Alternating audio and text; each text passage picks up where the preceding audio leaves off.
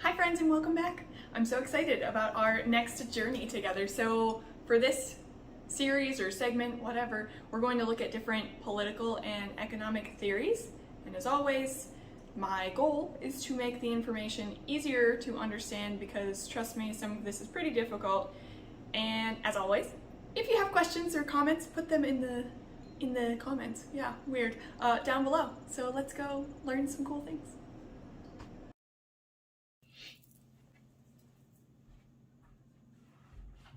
All right, friends, here we go again. So this is an off-the-cuff video. I woke up the other morning and was just like, get all of the chaos in the brain into a document and then go from there. So I've been meaning to make a video for a long time about definitions related to neurodivergence, and this works out perfectly because I'm just going to talk about my experiences with what I now know is autism and ADHD, but this is primarily about autism. First off, well, you all know that I despise capitalism, and the reasons are literally endless. And I think for a lot of people, it's really hard to reconcile that we've been fed this narrative that capitalism is the epitome of human civilization. I hope that changes. I hope more and more people start to recognize that we can do much better than this. Lately, however, I've been wanting to clarify that while capitalism does make being neurodivergent significantly harder, there are things that would be a challenge under any structure. So I'm just going to go through some of the things that I've always struggled with and that I now have names for, and then we'll move on to just other things that I've heard other people talking about. Firstly, did you know that there's a word for people who are not autistic? It's allistic. So the word is so uncommon that Microsoft Word doesn't even know it's a word. It's all underlined in red there. Most people are not familiar with that word because in this society we have default definitions for person. So some of those things include they're neurotypical, white, cisgender, able-bodied, and heterosexual. If a person is not one of those things, we generally use a word to describe from which of those they deviate. Also, did you know that autistic people are 9 times more likely to commit suicide, and it has nothing to do with things like possible learning disabilities or other specific comorbidities, so things that people get diagnosed with along with autism. In my specific case, that's going to be anxiety and ADHD. The average life expectancy of an autistic person it was 38 or 39 years old. Also, did you know that there's a group of people, mostly women, referred to as the lost generation, that were never diagnosed as youth, and they're getting either officially or self-diagnosed as autistic later in life as autism awareness increases and we fight back against this curing autism narrative. So I would like to make it very clear that you cannot cure autism, and more importantly, you should not want to. You should want to help build a society that provides better accommodations. So now back to the actual point of this video here, things that are going to be more difficult regardless of the structures around us. Sensory over and understimulation, this is known as sensory processing disorder, so there's both sensory seeking and sensory avoidant autistic people. Things that can be overwhelming include white noise. That's why many of us use those noise canceling headphones. I got some recently, and let me tell you, what an improvement. Oh my goodness. I literally had no idea just my jaw is so loud. It's great. They're great. And remember, if you knew me while I was growing up, I used to tell people that light bulbs make a buzzing noise, and I think they thought it was crazy. But that's because they couldn't hear it. Yeah. Some other things: traffic, babies, dogs, concerts, movie theaters, trains, planes, basically any public transportation. That's why I've always said I'm like a little old lady. I like things to be quiet because I just fucking hear everything. And on the other hand, some autistic people need more stimulation, so they seek stimulation through things like adrenaline or like touch sensations, maybe playing with something that's really warm or really cold, playing really loud music, or eating really spicy foods.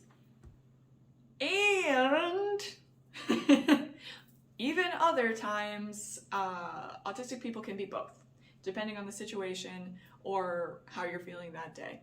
So this is really confusing and exemplifies how little we know about autism, because research being done about autism has primarily been done by allistic people, and has been centered around young white male children. So we have very limited research on how it looks in other genders, ages, races, etc. We desperately need to fix that. So these sensory issues can also result in something called avoidant restrictive food intake disorder, or ARFID, which is why a lot of autistic people have things that they refer to as their safe foods. It's definitely a real reason that some children struggle with things like fruits and vegetables. Like, they think about like a container of blueberries, there's never a consistent taste or texture to them. Sometimes they're super sweet and other times they're really tart, and I really hate those ones. But you know what's always consistent? Mac and cheese. So that's fair. Many of us have trouble identifying or expressing our emotions, which is called alexithymia. I might have pronounced that wrong. I've looked it up a bazillion times. It's never going to stick in the brain. That's the best I got. Anyone that knew me growing up knows how real this has always been for me. What? Stoic. I've been called stoic. I take that as a compliment, actually. But so, for the first half of my life, the only emotion that I could recognize and or express was anger. Where I am right now in life, I don't even pretend to be able to regulate my emotions, which is known as emotional dysregulation. So I'll go from one day where I'm just elated for no reason. But most days, for me, feel more numb and empty, which is probably depression, but we'll figure that out later. Exact numbers of autistics diagnosed with anxiety and depression are hard to pin down because of things like the large number of people being diagnosed late in life and people that lack access to medical insurance to attain the official diagnosis for any of those things. That's why within the autistic community, self-diagnosis is viewed as valid. Another big thing that I personally experience is called rejection-sensitive dysphoria, which is an absolute fear of expressing yourself because someone might reject you for the person you are, or they might criticize you. Obviously, I know nobody likes to be rejected or criticized, but with rejection-sensitive dysphoria, it can be like physically painful, and not even to have experienced that rejection or criticism, but just the possibility that somebody might do that is overwhelming. So if you've ever like written a post and then immediately backtrack and take it down, it might be RSD. That, rejection-sensitive dysphoria, can lead to things like perfectionism, where we tie our self-worth to our ability to never make a mistake, for a genuine fear that people will hate us. By now, 3 years into a pandemic, I know we're all aware of the concept of burnout. There is a specific category for burnout related to autism, which is called autistic burnout. This happens when we put on our neurotypical masks or a bodysuit, like we're performing in a play. We call this masking. So when we do this for a long time and cannot express who we are, we reach autistic burnout. Obviously, many people might ask, well, why don't you just express who you really are? Expressing who we really are would mean things like stimming in public. So stimming is going to be something like when people rock or dance or shake to calm yourself, or verbal stimming, so making weird noises or parroting back what you hear. This is a thing I do in my head. I just repeat things over and over and over and over and over and over in my head, and it is really fucking annoying. But just think about how other people look at those people when they do those things in public. It would mean things like asking for a different seat, like asking to sit in a different place because of either like the lighting or the texture of the fabric on a chair, or standing like a flamingo in a professional setting, or there's a word for these, but when people hold their arms like this because like you don't know what to do with your hands. Wearing different clothes from the norm, or different hair colors or different hairstyles, or info dumping about your special interests. So just like think about how we would be treated if we did those things. Like, do you think that we would get the high-paying job? Do you think that we'd be friends with the in-group at work? Like, do you think that people would be kind and understanding? If you answered yes because you would, that's great. Not everybody is like that. So this leads to the next struggle that many of us face, which is forming meaningful connections with people. Autistic people can struggle with understanding basic social conventions and cues, hence why a lot of times we can be really socially awkward. There's also this stereotype that we're drawn to fields like sociology and psychology, and for those of you that don't know, my minor in undergrad was sociology/anthropology, and that master's I just finished was human behavioral psychology, which in retrospect, in hindsight, I find really funny.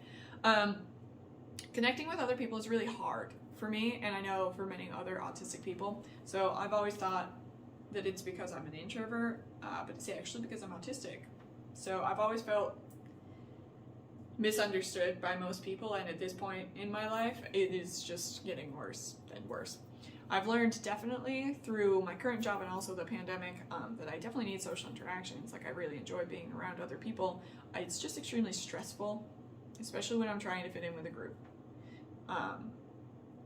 Since the start of COVID, like, social norms that I think I might have thought that I understood and like could navigate my way through have just gone out the window. Like, the world is just chaos now, and I can no longer decipher like what is acceptable and what is expected, so I just stay home, which further degrades my mental stability. So now let's talk about schools, all the way from grade school all the way through that one class that I just took here. Tea. It's coconut tea, it's very good. Growing up, I hated gym class because I'm extremely uncoordinated, and again, there's a fancy word for that called dyspraxia. I'm still very uncoordinated. Academically, growing up, I was just average. Like, I didn't think I was very smart.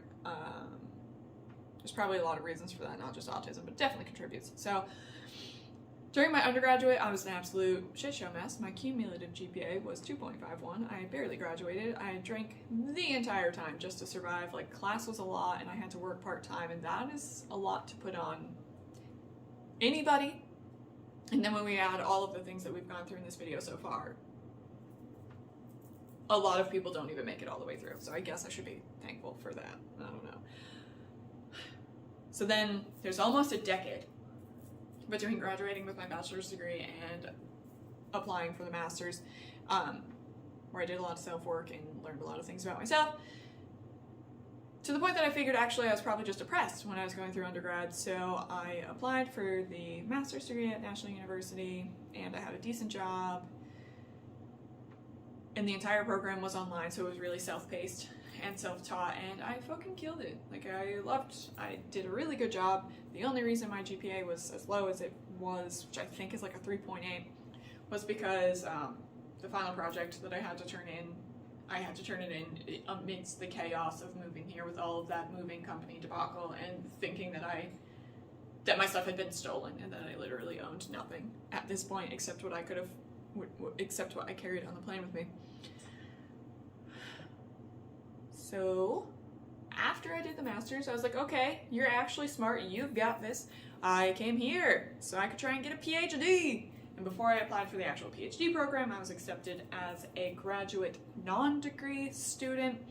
So I took that one class, and that class was absolute hell. And that is when it clicked for me. That it's not that I was depressed during undergrad, which doesn't mean that's not true. Maybe I was that too. But it's the standardized schooling structure that I can't do, like having to go to class during specific time blocks each week, having to navigate new social interactions, having to put on my mask and face the world, in addition to working my job, was exhausting. So I have figured out that I cannot get a PhD if that is the only way of getting one. I'm pretty sure they have online programs in today's world. We'll look into that in the future. So that brings us to the next portion of this video, which is going to be things that people say and do that are invalidating, because that seems to be the majority of my interactions when I attempt to try to talk about these things. So I know many of you that know me personally have seen me do amazing things, and I know that in the future I will do more amazing things, but the things that I was capable of before, I may never be capable of again. So I'm clearly, if you follow anything I talk about in the midst of a very intense autistic burnout. And it's not uncommon for people that go through this to not be able to return to their previous levels of productivity. So a thing that I focus on a lot lately is redefining what I'm capable of and what success is going to look like for me when you factor in things like autism and ADHD. I always appreciate the intended helpfulness of suggestions like just Google this thing or just set an alarm or make a list. Just know that when you say those things, they stem from internalized ableism. Because those things have helped you accomplish your goals, you assume that they should do the same for others and that if they just do it right, they'll be fine. That if those tips don't work for them, that it is on them that they're not trying hard enough.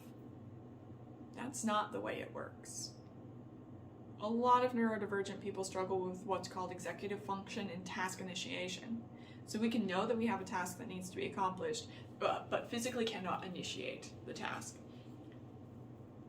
It's part of what I struggle with in terms of food right now. So not having a car adds so many other steps and decisions into making food that I just can't sort it out, so I don't. Like, I hope that I can change that and figure out something that works better in the future, but right now, it's about finding alternative solutions, which for me lately just means frozen meals.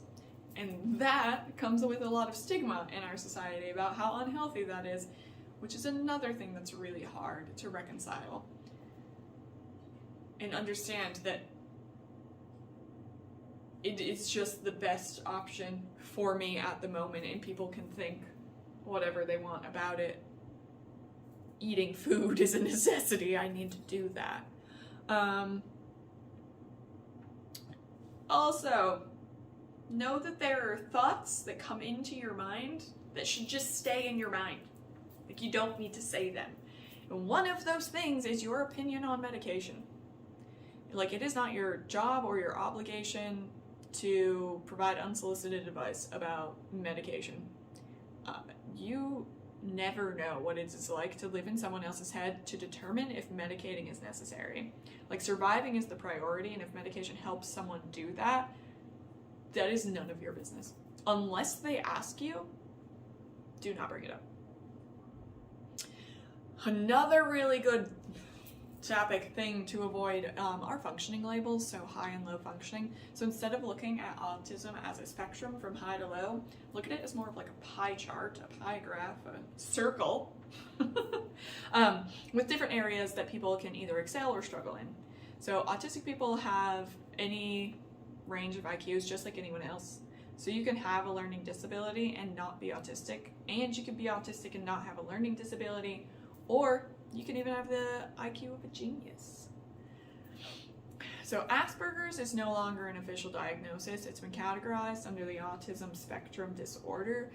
The name Asperger comes from a Nazi doctor that conducted extremely unethical experiments on human subjects, and we don't want to be associated with that eugenics. So definitely don't use that label unless someone tells you it's okay. And actually, I would say if you're not on the spectrum, don't. So some people that were diagnosed like earlier in life and they did receive the official Asperger's diagnosis, they might refer to themselves as something called an Aspie. You don't do that. If they do that, that's their choice. ASD or autistic. Now I'm just going to go over some things that people with autism struggle with that I don't experience, just things I've heard from other people. So a lot of us are familiar with OCD or obsessive compulsive disorder, and I just wanted to point out that it's not limited to just actions, like repetitive actions. It can also be thoughts.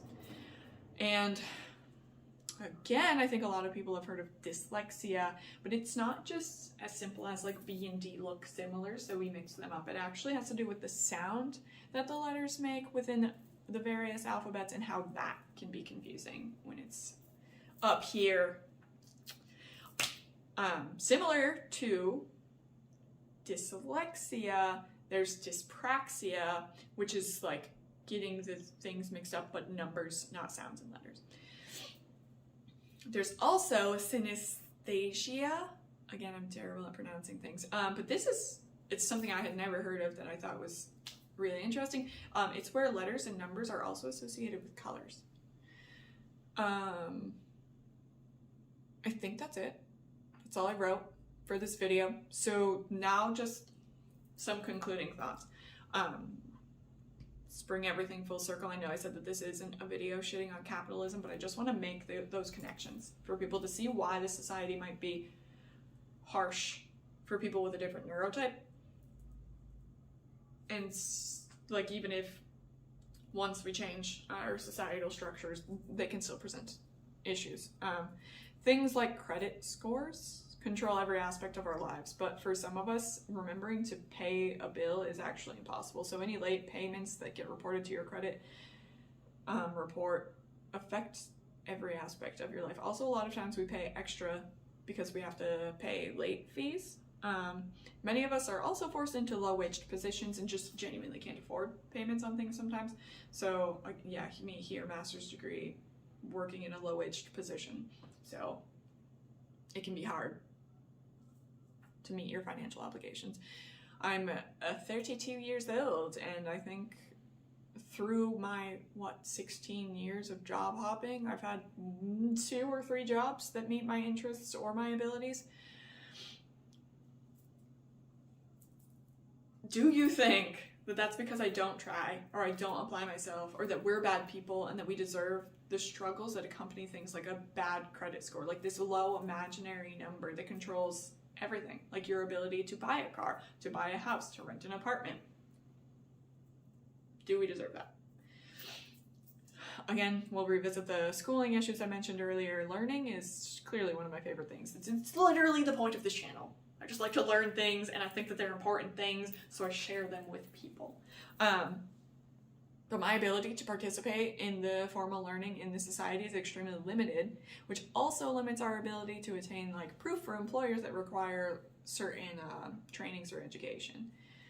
Working a full-time job just puts me at my max. Like, it is really hard for me to do that, maintain myself as a human being, and then also have time to do things that bring me joy. So 40 hours is a lot for anyone. And it's even more overwhelming when the whole time you're masking. Keeping a job for a long time is nearly impossible when you're faced with burnout, which leads to a poor employment history, directly impacting your ability to gain better employment. It's difficulty with those basic life tasks that I just said, so things like basic hygiene, meals, cleaning, sleep. People with autism require more sleep than the average person, so if I'm ever able to, which clearly in the chaos that is my life right now is a struggle, I generally sleep like 9 to 10 hours a night, and this society tells me that I'm garbage for that. So finally, things like autism, ADHD, OCD are only illness under the system. They present challenges, and those challenges don't go away. But we could definitely build a society that offers more equitable accommodations. So if you made it this far, thanks for joining me. As always, if you have your own experiences that you want to share, definitely do in the comments, or questions. Like, I'm still learning everything. So just ask. And then also, very important, I do want people to know that if you are struggling, you are not alone, and you unquestionably deserve better. So go forth and do good things.